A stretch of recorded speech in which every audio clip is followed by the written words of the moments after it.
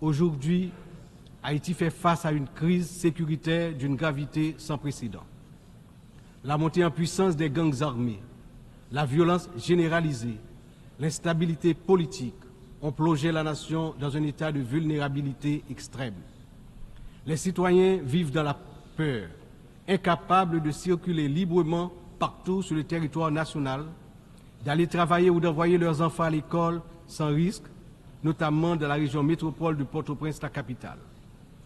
Cette situation affecte tous les aspects de la société haïtienne, fragilise les institutions, paralyse l'économie, mine l'espoir de lendemain meilleur. L'avenir du pays est menacé. 50% de l'effectif des gangs de la région de la capitale sont constitués d'enfants et d'adolescents, filles et garçons. Ils servent souvent de chair à canon lors des opérations contre les forces de l'ordre. Ils sont l'objet de graves violences de toutes sortes, y compris des violences sexuelles.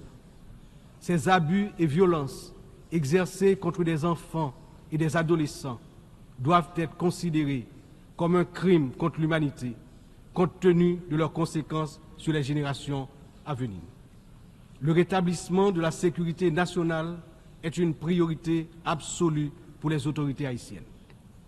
Elles sont pleinement engagées à mettre fin à cette spirale de violence et à restaurer l'ordre afin de garantir à chaque citoyen, à chaque citoyenne, le droit fondamental à la sécurité. Elles sont conscientes que la paix et la stabilité sont les fondements indispensables pour permettre à Haïti de se redresser, de rétablir la confiance dans ses institutions, d'assurer le développement socio-économique du peuple. Dans cette optique, la décision du Conseil de sécurité d'autoriser le déploiement de la mission multinationale d'appui à la sécurité à travers la résolution 2699 a été une réponse directe aux appels du peuple haïtien. Cette mission, bien que n'étant pas une force onusienne classique, incarne l'engagement de la communauté internationale à soutenir Haïti dans sa lutte contre l'insécurité. J'exprime au nom du peuple haïtien ma profonde gratitude aux États contributeurs, notamment au Kenya, pour avoir accepté d'assumer le leadership de la mission, ainsi qu'à tous les pays qui ont apporté leur soutien.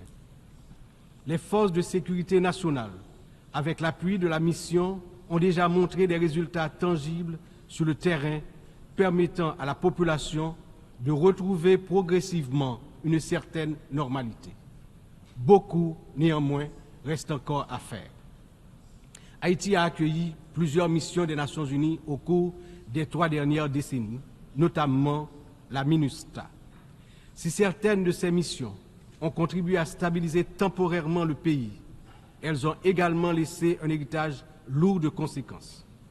Des allégations de violations graves des droits humains, y compris des abus sexuels, ont ébranlé la confiance du peuple haïtien.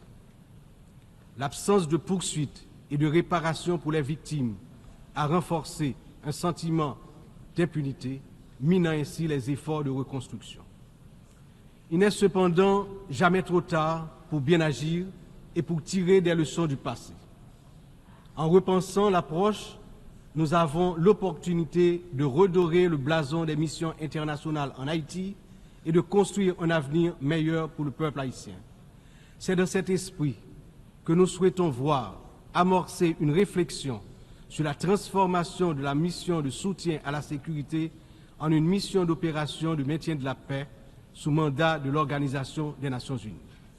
Cette transformation permettrait non seulement de sécuriser un financement plus stable et d'élargir les capacités de la mission, mais également de renforcer l'engagement des États membres en faveur de la sécurité en Haïti. Je suis convaincu que ce changement de statut, tout en s'assurant que les erreurs du passé ne se répètent pas, garantira le plein succès de la mission en Haïti.